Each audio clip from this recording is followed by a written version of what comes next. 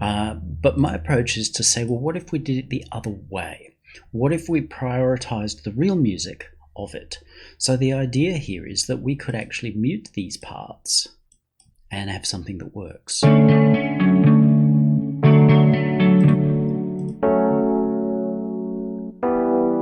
That's enough to actually be working and to be unique. That is far more unique, just this chord progression, than the drums. Or we could mute our chord progression and even the simpler guitar part.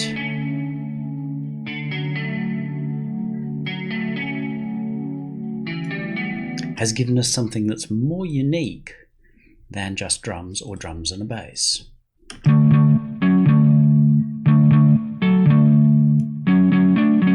That one's not so unique because it's a fill, it's a rhythm section.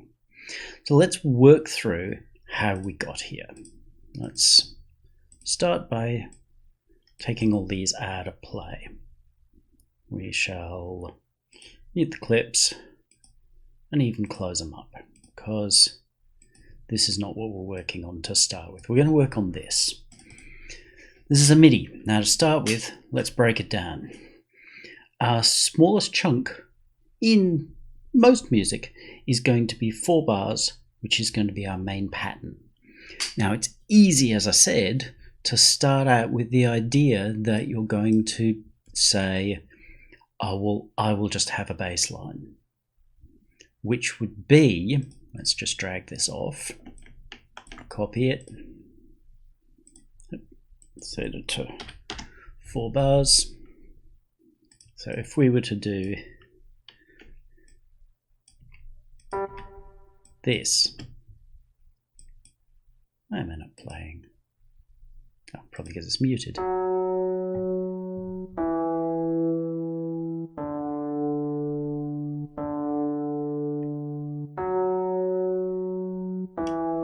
Now it wouldn't matter how much we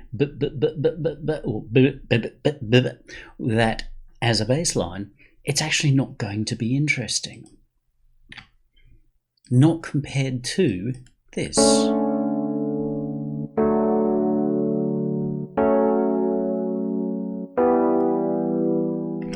Oh, in case you have any passable musical theory, yes, this is showing C major, but it's playing D major. I'm using a hack, which is to transpose whatever note is played up by 2 and then to lock it to D major. I'm all for that sort of thing, while I do not believe that it duplicates the understanding of knowing how to play and compose in D major. It at least gives me access to some of the feel of D major without having to do it. There's nothing wrong with using hacks and cheats like that, so long as you understand that this is not really composed in D major, but it's giving me some access too. So I started by having a chord progression. If you've got just a bass line, that still indicates a chord progression. So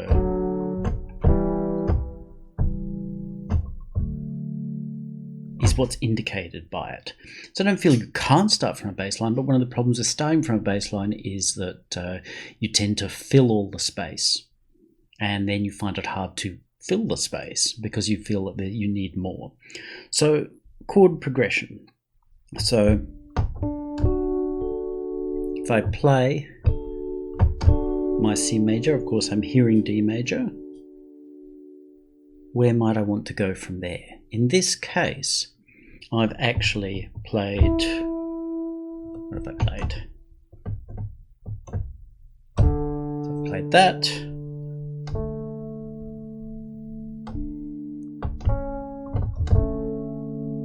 So I've played a kind of 7th chord with its, it's a little unusual, but I'm not worrying about what some people might say is the right or wrong way to do this, but just to go, okay, what feels nice? So I got one of those, then the traditional chord. So kind of playing the same chord twice, but we were using the seventh flavour and then dropping it, and then moving to another chord, which is there. Very simple. Now we could loop that ad nauseum. One of the problems with looping ad nauseum, as I've already pointed out, that you're going to end up with boredom. People will switch off. Definitely after about 30 seconds, they will switch off of hearing the same thing over and over again, just as some of you will be going like, oh, but all you're doing is talking, will switch you off. That's all right. So I've then copied this, and you'll see that the chord progression is similar, but where it finishes in one place, it moves.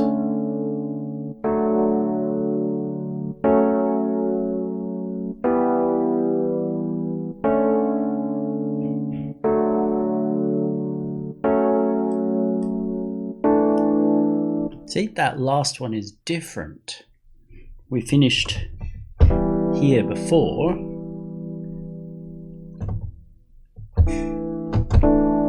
Now we're finished here.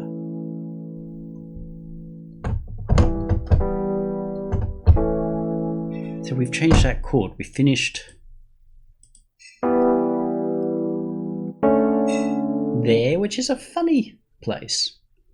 Sounds cool, but it's a funny place to be. It's actually our first chord. Actually, no, sorry, we finished here, which is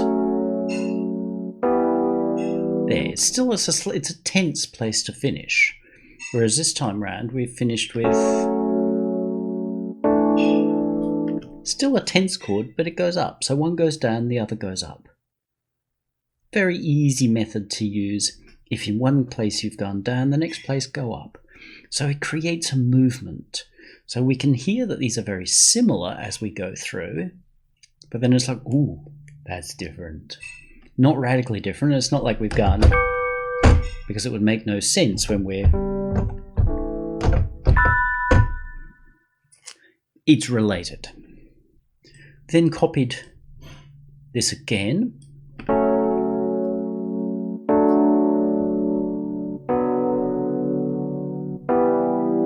In many ways, they're all kind of different chords, but we've moved our, what's essentially D major, we've moved it up to F something or other. Who knows? So we've modulated ourselves up by that.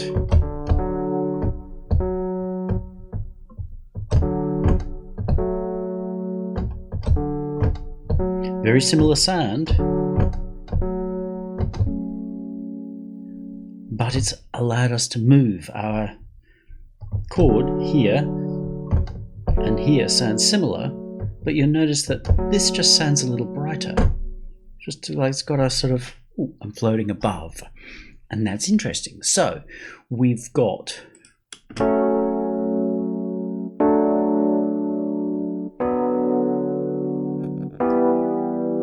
now that little section, those 4 bars, don't really go very far, but they're an in-between, because then we say we've got to round out this whole section.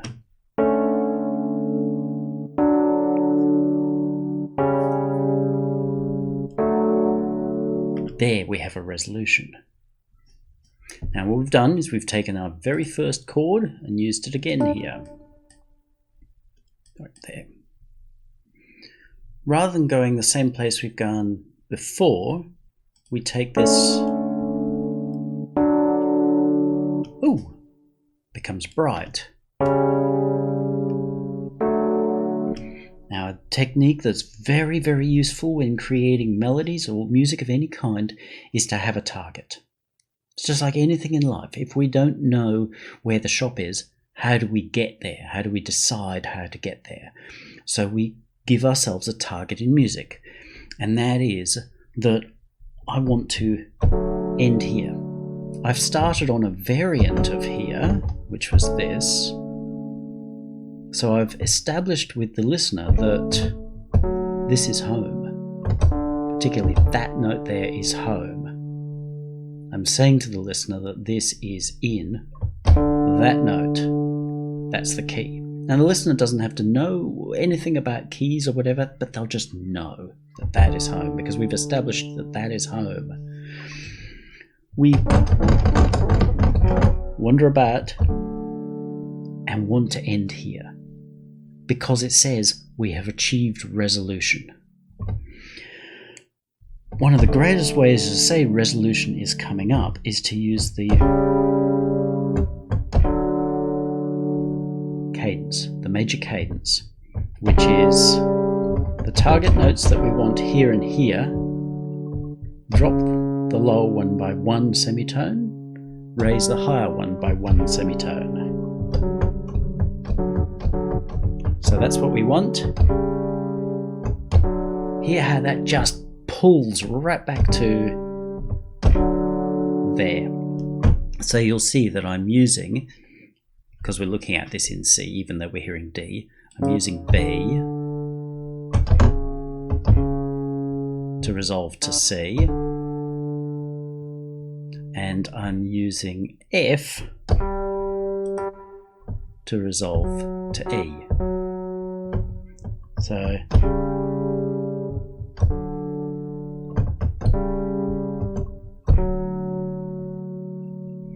that tells us this section is resolved.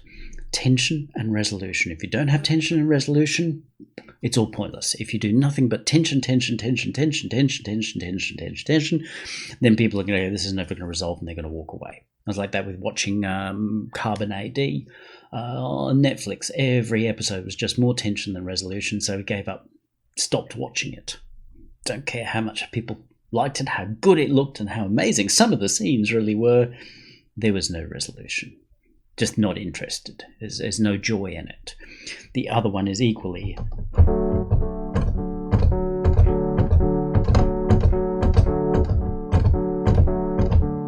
Oh yes, it's safe. There's lots of resolution here, but the problem is it's not going anywhere.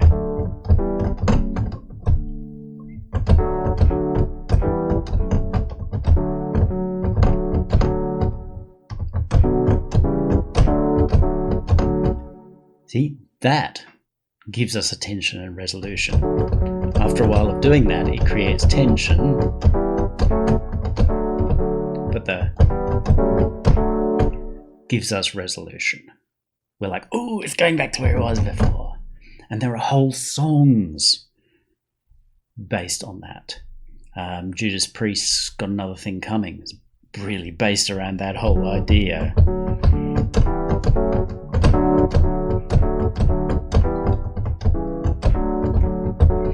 There's a song which is not super well known these days, but called Captain of Her Heart, which is the same thing, goes round and round. It's just creating the kind of thing. It's more elegantly done than I could do, but that's all it is. So you don't need to know a lot to do these things, but tension and resolution, and the easiest resolution is your trichord. So wherever you're going to land, which hopefully will be your root note of your piece, pick,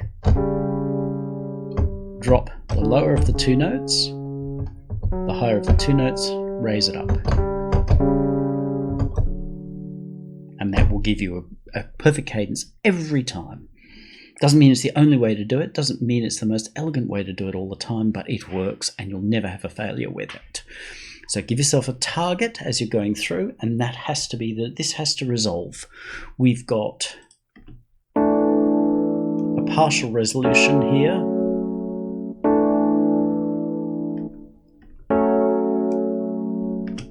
And a full resolution here. You can hear how that just seems right. And then let's just start this again. It's like, oh, we're starting again. So a chord progression is super important. How you decide to do it is entirely your business. You don't need to know a lot about theory to do this. You should have a basic understanding of what your key is. If we're working in C major,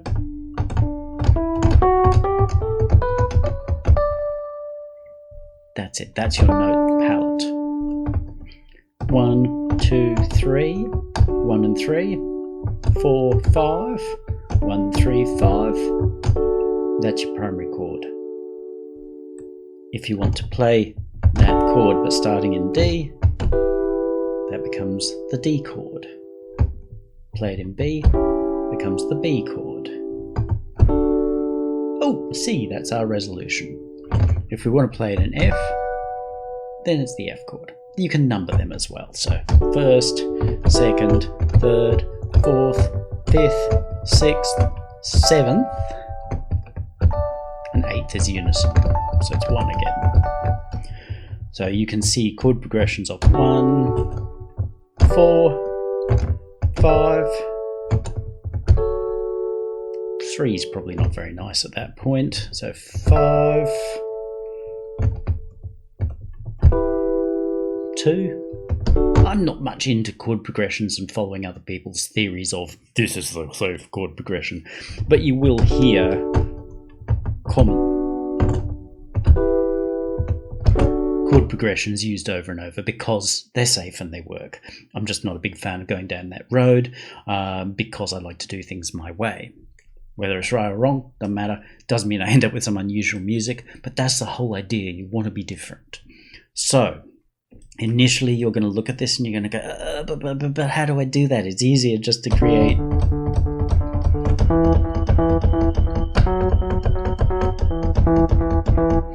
Yes, it is, but all you need to do is populate, take your first note, populate the 3 and the 5 above it.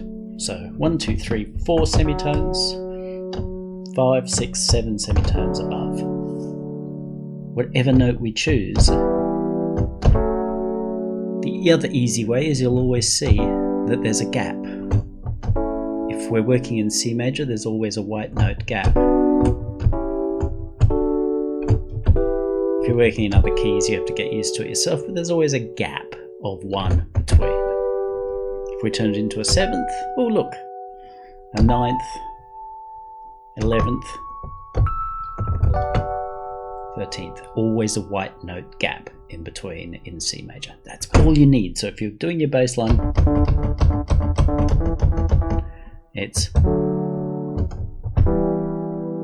that's it. Create a chord progression first, because that chord progression is going to help you with what notes you can use. So once we've got this,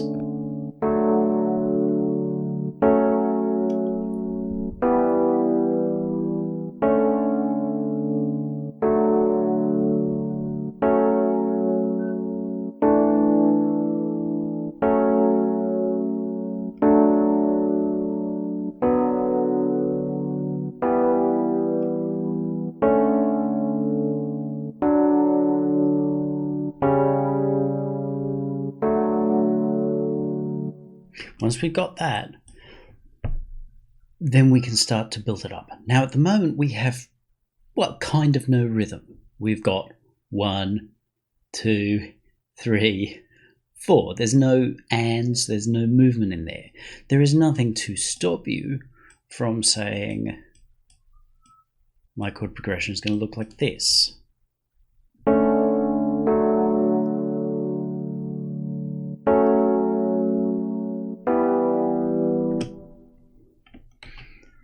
Your chord progressions don't have to be as even as this. You can move them quite a bit more, but if you start being too clever at the beginning, you might out-clever yourself and then suddenly find it very hard to work with. So for the moment, when you're starting out, don't get too clever. Just create a basic chord progression. Now what we can do next, once we've got our basic chord progression, is to start adding another instrument. And that's going to be, in this case, I'm showing you exactly the order in which I created the parts. So I added a guitar, and you might go, but how do I know what I can put in? Because, you know, I don't know how these notes join together. How do I know what's going to work if I just start playing random notes? So if I've got my chord, how do I know what's going to work? Well, if I've got a chord and then I play that at the same time, it starts to get a bit shower scene from Psycho. But this is where, especially if your DAW will help you with this, and most will,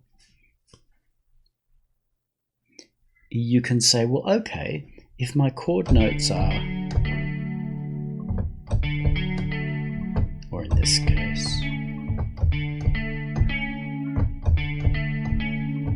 see, so I'm just taking my chord notes and expressing them through time. So where we had no rhythm before, we now actually have rhythm. We're not going to pretend that that's tremendously complex, but things don't actually have to be complex to sound great.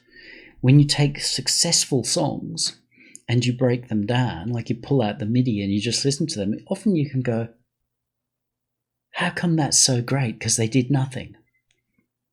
It's just by making it comfortable, making it enjoyable. So we've got the same thing, and we've added a massive layer of interest with this guitar line.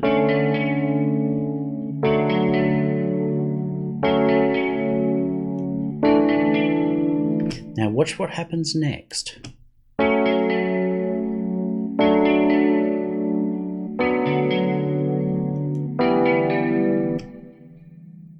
Notice how rather than just being lazy and doing the same 1, 2, 3, I've actually gone 3, 1, 2, and then 1, 3, 2. So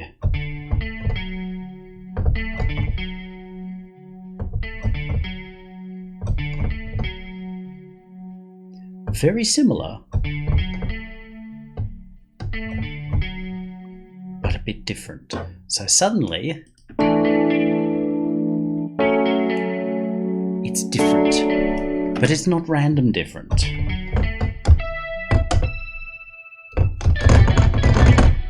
Would be random different.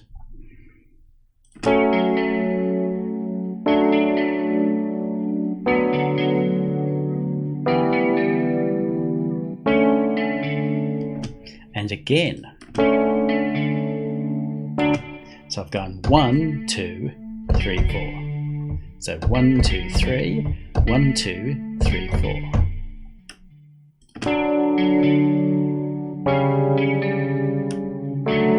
And then at the end, little chord. Now you'll notice that I have changed the timing. So this one starts perfectly on the 1. This one's a little late. This one's a little later again. You can get all into strummers and what have you, but as soon as you start having things do things for you, you probably start to lose control. So you can just take those notes, move them backwards a little bit. And when it feels a bit like a strum, guess what? You've got a strum. How you choose to set up your strums outside of some kind of machine doing it for you, like bloody Bill and Ted, is part of your style. Because how you do it, or even fail to do it right, becomes your style. Lindsey Buckingham, Mark Knopfler, both great picking guitarists. You know, they pick, rather than strummy. That's how they got famous, for their picking styles. But we put the two of them together, they're very different. I mean, there's no one really who plays like Lindsey Buckingham. You'd know him as the guy from Fleetwood Mac. That's his style. So now we've got two parts. We've gone from having no real movement to having movement. Now, if you were a singinator and you've written some words and you can sing them, and you can sing them across this, you've now got 3 parts.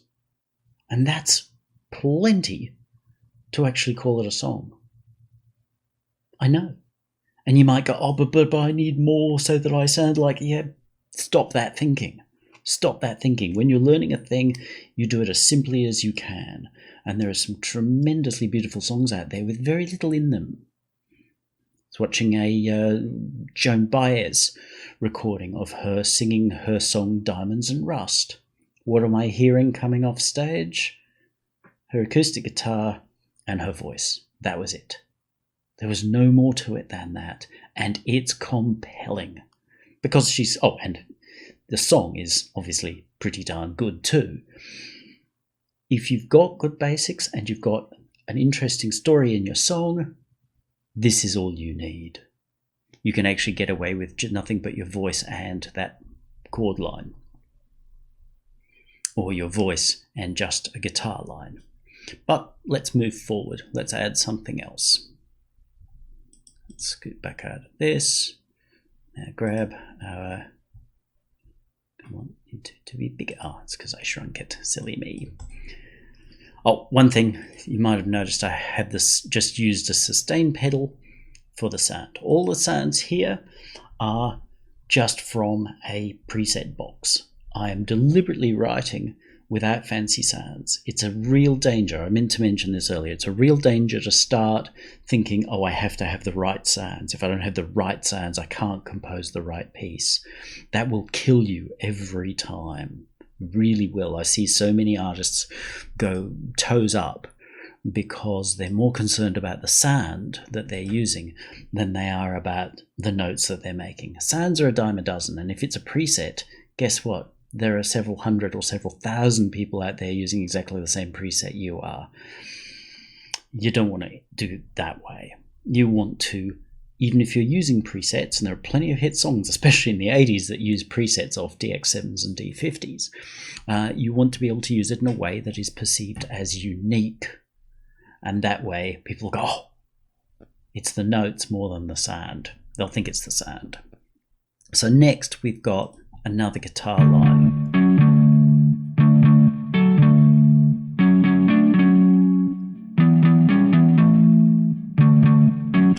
Again, you can hear that there is variety in how it plays. So up against our other guitar line,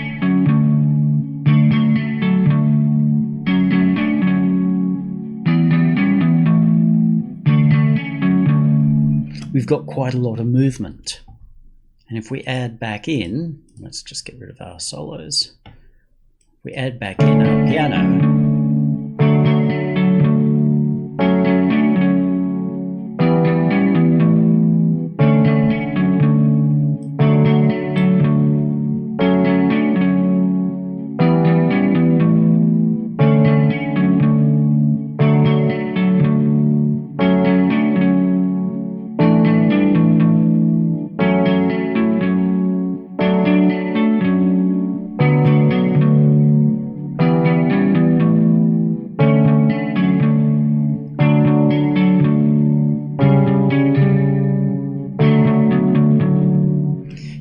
noticed how here it changed slightly. Again, it doesn't have to be big, just enough to make it slightly different.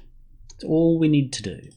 So if we look at this fella, again it looks complex, but start with one loop of your 4-bar pattern.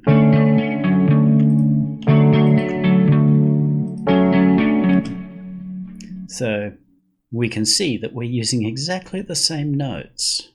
As a general rule, this is our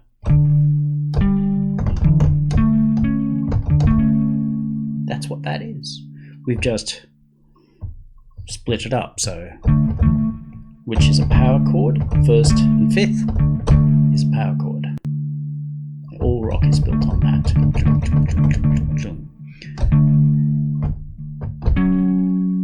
Same thing.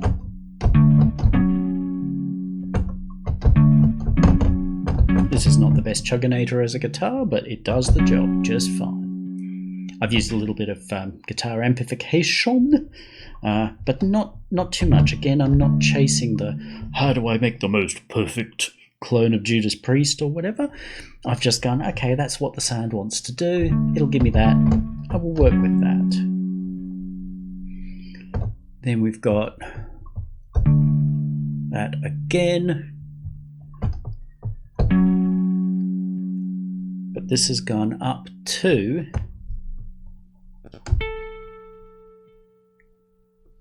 it's a little odd. I'll give you that.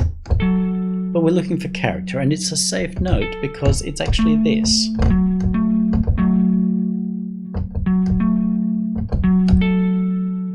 but it's gone up an octave.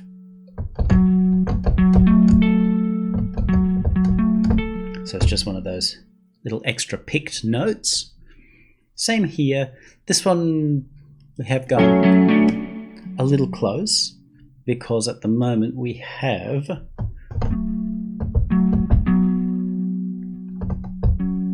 that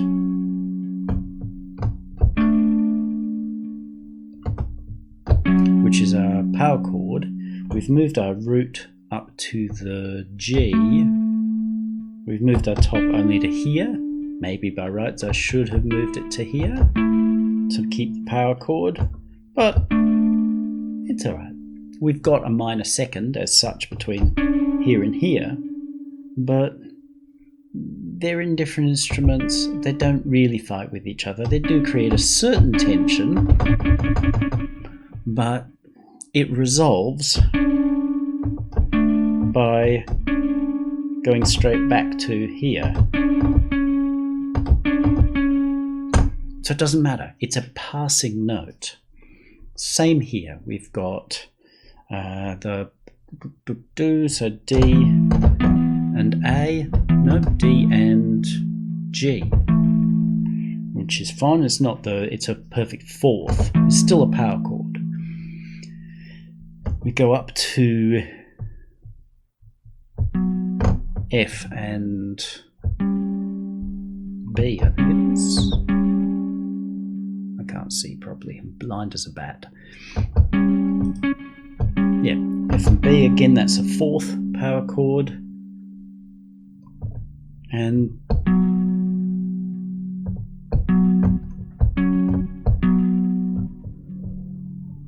hang on, notes.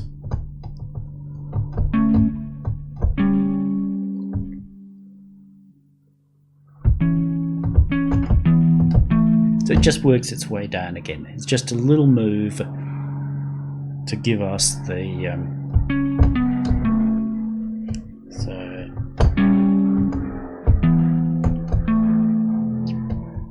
nice little run. That's all we're doing. And that releases tension, because here, tension. It's even more tense because it's used a note we didn't expect.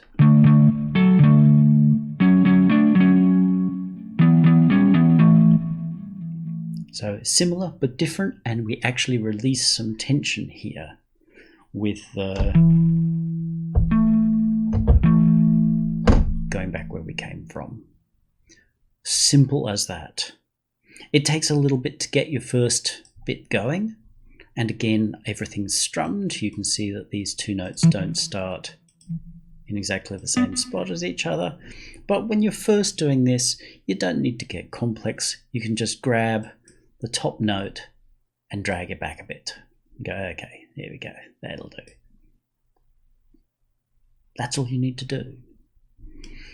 You don't even have to move them, but it will just sound a little bit more natural. And then once you've got your first section done, you can copy it across.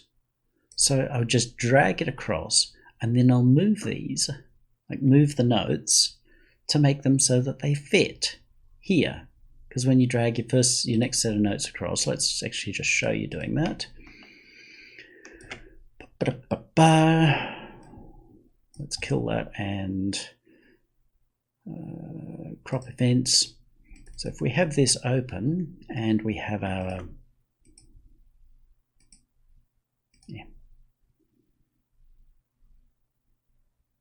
mute that guy. So we're listening to this and we've gotten through and we've gone, well, what are we going to do with the next bit? Well, if it worked for here, drag it across. Now we'll see that most of these fit, so that's nice and easy, but ooh, that one doesn't fit anymore. These notes are okay. They're in pitch, but these ones kind of aren't. So what do? We take them and we just move them. So there, and we've got to decide what we're going to do with them. So little trial and error until you get comfortable. I don't think that's what I had, but it works, or I could take that there.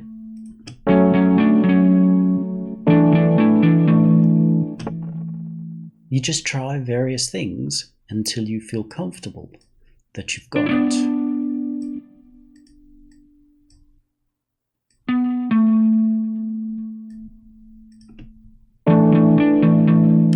That works too.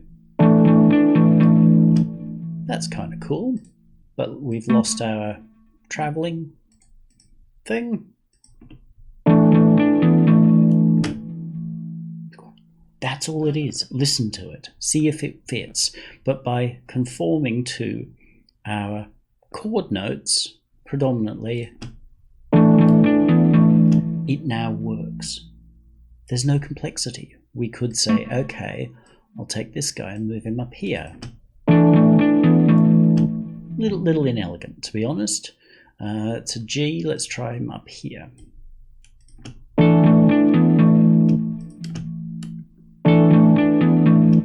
Kind of cool, a little bit ZZ Top, in that it's a correct note, but it's a harmonic thereof. But that's it. That's really all we do at that point. We keep dragging them across until we've got our whole section filled, making sure that when we get to the end here,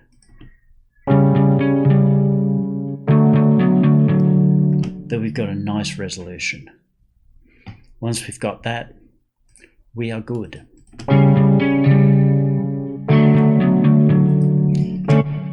Now that musically, as I said again, is more than enough for us to keep going with.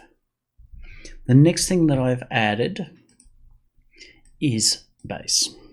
Now you'll notice that I have added these after I've gotten a structure working.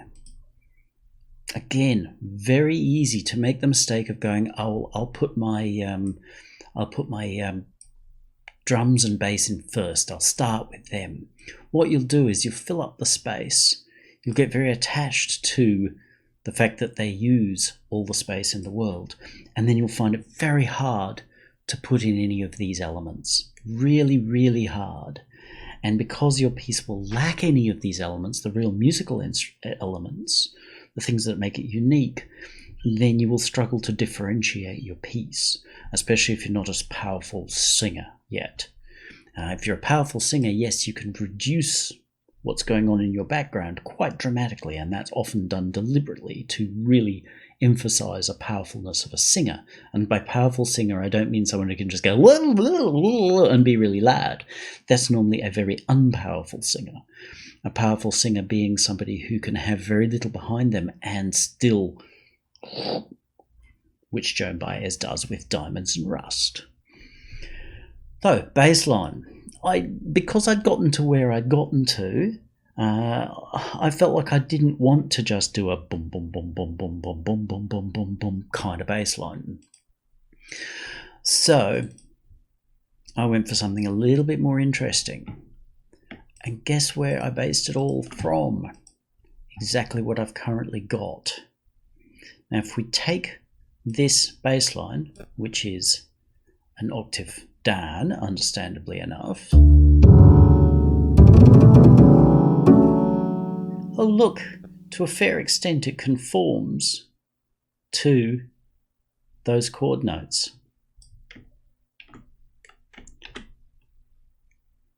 Looks complex, actually isn't. So if we mute our guitars, just so that we've got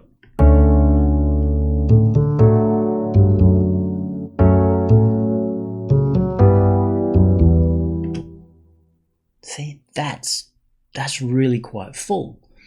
When we get to the mixing stage, because I made no attempt to mix these at all, no attempt to fuss on sounds, no attempt to mix them. Once we get to mixing stage, we can drop those guitars a long way back. Because with a nice vocal, the piano holding the middle, the bass holding the bottom end, a nice vocal, that is enough. We don't need to create anything else.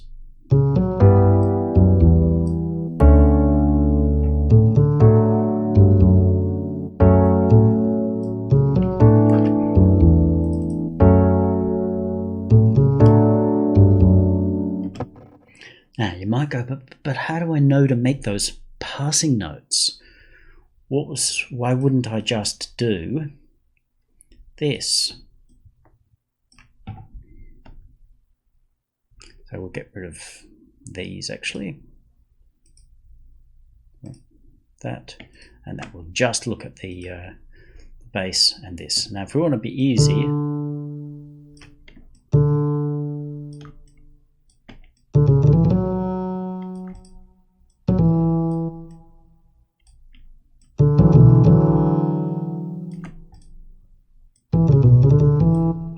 that's enough.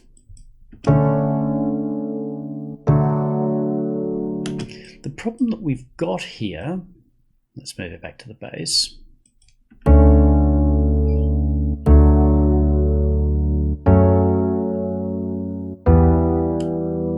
Is that there's no interest in this. Yes, we can hear boom, so it adds, but the problem is it's not adding any interest. And this is a stand-up bass, a double bass. And I know that they play interestingly, more so commonly than most electric bass players. And as you hear, as we move this around, you get this lovely feel. So what if we were to play this more interestingly?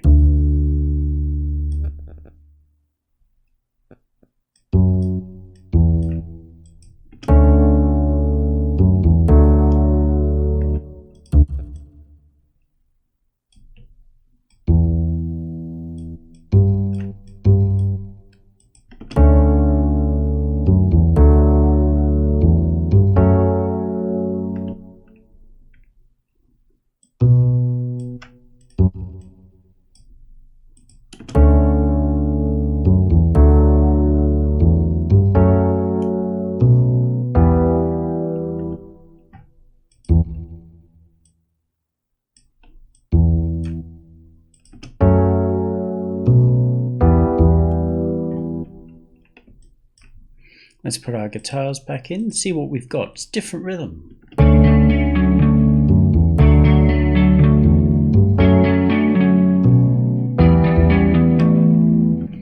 The only bit that I really don't like is actually here, because one of the issues that we've got is that our guitars kind of front load each of these bars.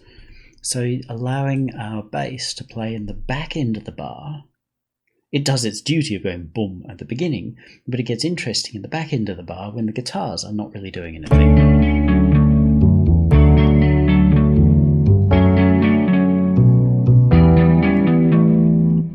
See?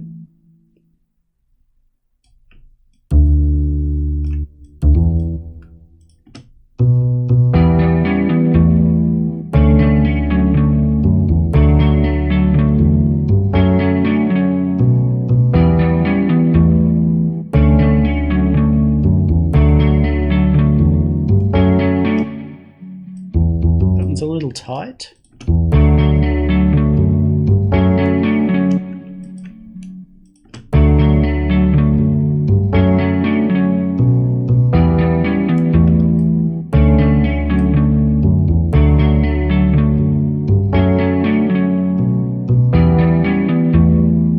See? Surprisingly simple, and you can get quite a different result. So we'll nix that just because I already had this. So understand that if that's our chord, these are our safe notes to use as our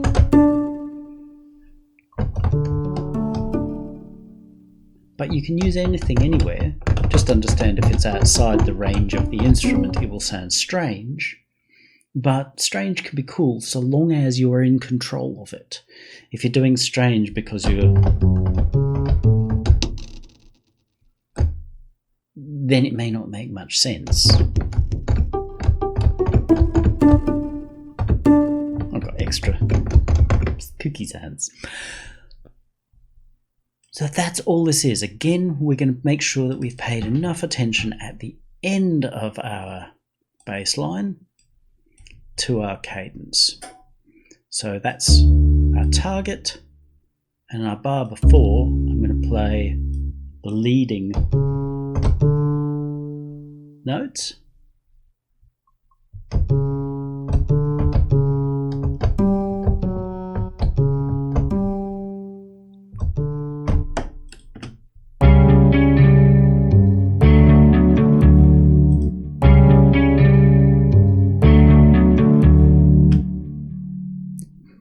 Bass player would do it way better than that, but it's good enough to keep us moving.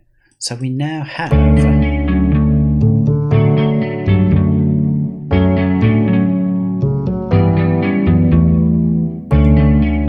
as I said, in the mix we might pull those guitars right back, because at the moment we don't have any kind of lead. We're not going to do that today, because for the moment I'm working on the assumption that your singing is going to be the lead, and that you will have a vocal melody. It may be a natural vocal melody, as in you haven't gone, oh, I've got a this note, therefore I need a this note.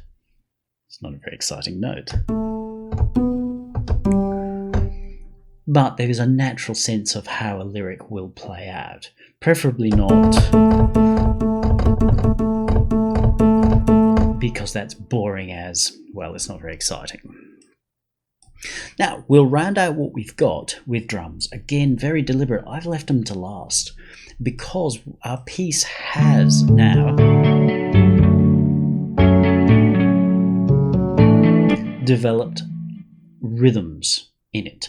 There are counter rhythms within this, and this is good. Putting everything on the same beat of the bar or the same place is not good. Where a melody goes, and let's make sure that we've got a melodic instrument.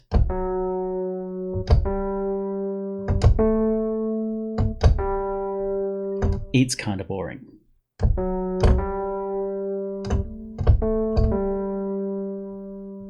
Is more interesting.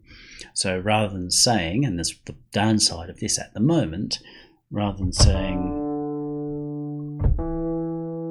we can go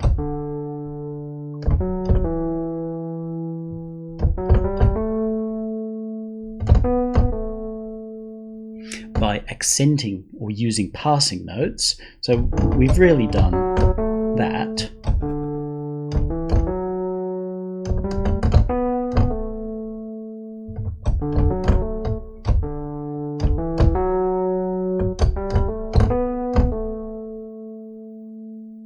See?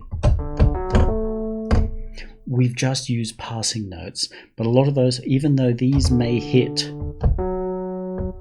like this,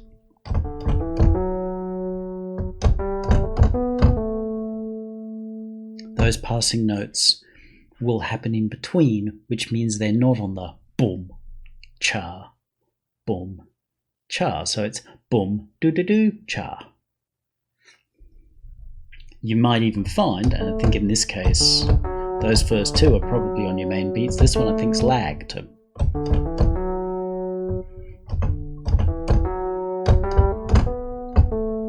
I think this possibly is hitting on your main, which is actually going to be quite charming. So if we were looking at this, would be 1, 2, 3, and then our target note here is either going to be here and held, or here. I reckon it's coming in about here. And that's going to be so much more interesting than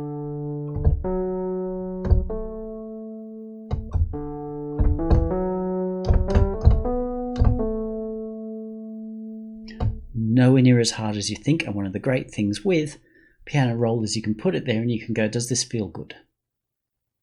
If it is, great, move on. If it doesn't feel good, work out why it feels funny, like let's go,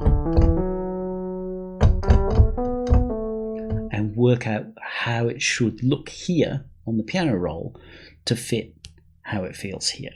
Just understand you may be using a far more complex timing system. Either you're using a completely different tempo, which happens. You may be playing here in, say, 74 BPM and trying to compose at 123. They won't match up.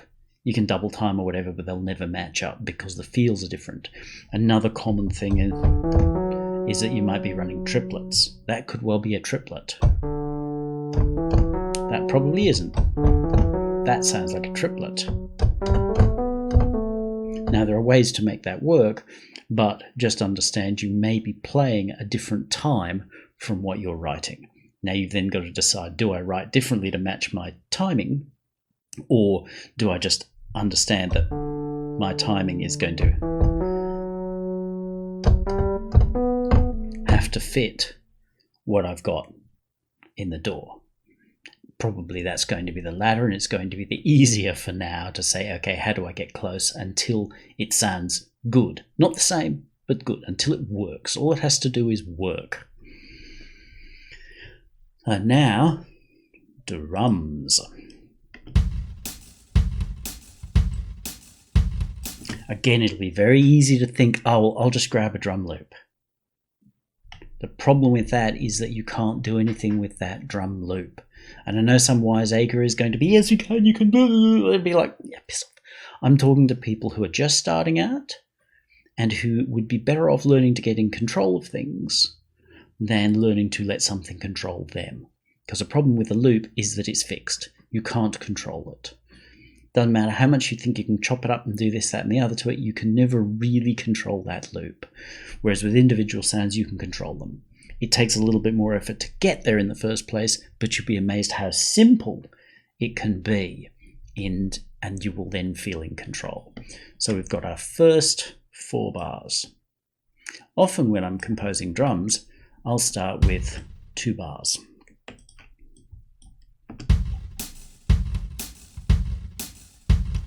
As you can hear, that's really a boom cha. So we've got a boom, hi-hats taking the place of the snare. Because they have a jazzy feel, I don't want to overdo this to start with. Kick, hat. We've got little ghost notes in here. See how they're quieter. These make a big difference. Easy to not do them. Easy to go, oh, but that's too much effort. Okay, fair enough. You can get away without them.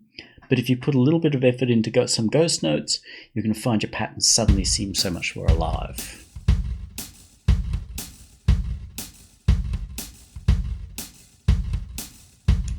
You don't even have to fully hear them, as we barely hear this here.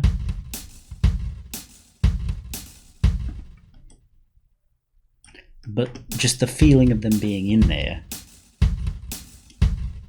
gives you a much, much nicer sense of how somebody might play. And the decisions that you make here are going to be unique. If you're going, but this is where this has to go, based on somebody else's rules of cloning somebody else's song, the more right you get it, the more broken it's going to be. So allow yourself to get what comes out of you, so that it's your feel.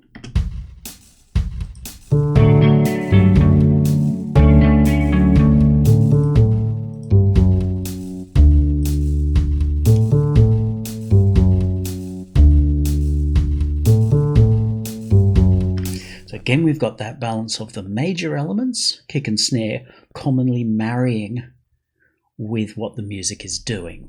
So that's it up against bass, rhythm guitar,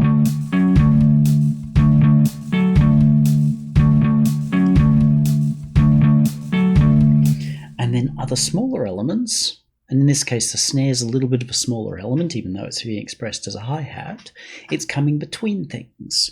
And so the way those larger and smaller elements offset against each other brings you your overall rhythm. That's how you get grooviness.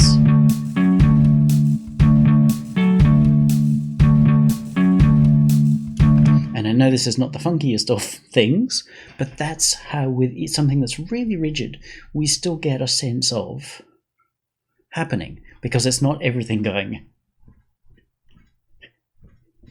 because that sounds awful, unless that's exactly what you're looking for.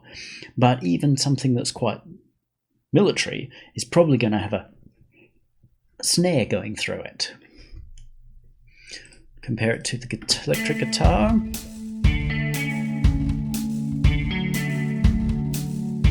They work very nicely together.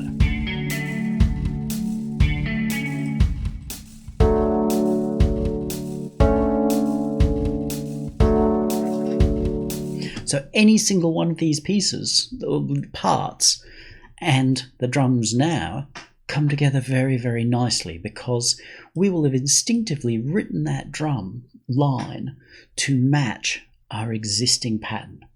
If we've either grabbed a loop or sample or written our drums first, then we will tend not to have such a nice marriage. I know, it figures that you're going to go, but how do we make things match the drums? No, do it the other way around. Have your drums match the material. Writing a rock song? Yes, sometimes the drummer will be playing something and the guitarist will. But more often than not, the guitarist, or whoever's writing these things, will have a riff. He'll be like, bleep, bleep, bleep, bleep, bleep, bleep, bleep. And the drummer will go, "Oh, I can help you express that." And he'll start. And the way they come together, at some point, maybe the singer will go, "Oh, yeah." Now we're going somewhere. So rather than writing your drums first and getting stuck with a boring bass line, leave them last until you've got all the other elements, and then you'll find that they fit really well.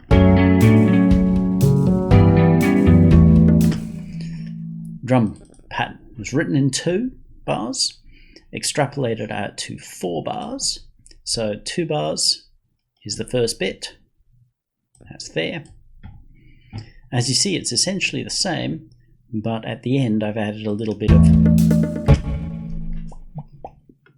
bongoosity. What sounds would you use there? Whatever you feel like. All you're looking for is something that releases some tension by doing something. Tom rolls are quite common. One of the problems with non-stop tom rolls, especially from electronics, is that they can sound, well, naff. So go a little easier. Use something else if you can. We've then copied the same thing, but see how we've got this here? It's now this here. So we've changed some stuff. Here, we've got those 2 there. And look, they've used different sounds. Same rhythm, different sounds. So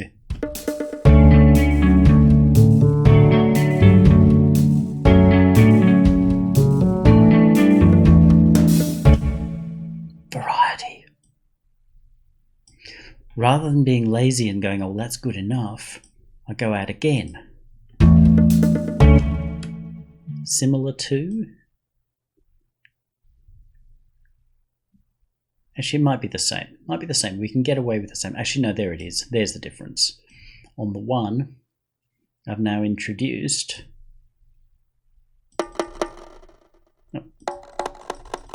that there. Another hand drum. So it follows on from the hand drums that were before and rolls into the next part.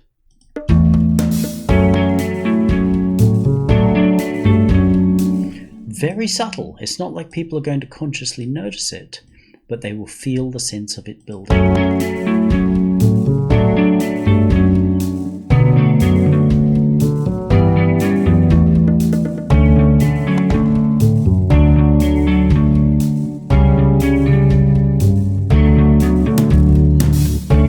Now there I've used more traditional toms. This, possibly, I could have copied to here.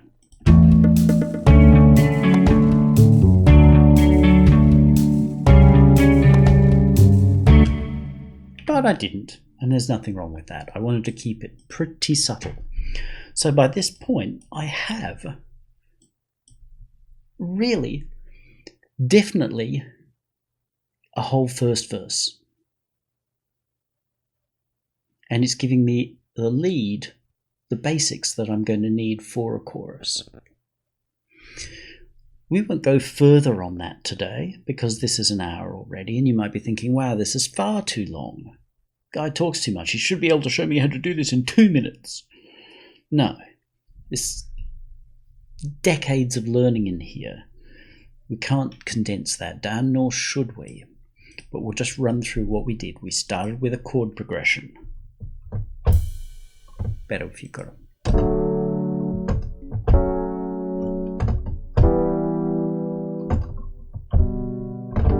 Strange leap, but a chord progression rather than just going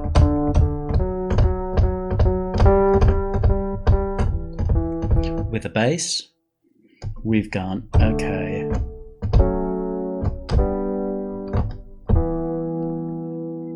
because by giving ourselves chords, we've now got more structure to work with.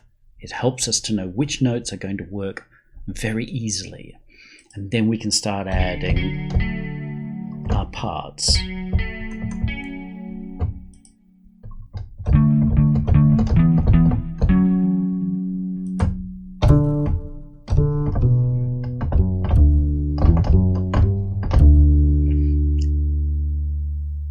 And we can use each instrument in a way that it feels nice.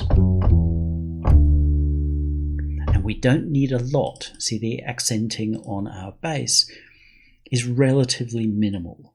It's not trying to... And failing, we've kept it really simple. And it's effective because it's simple.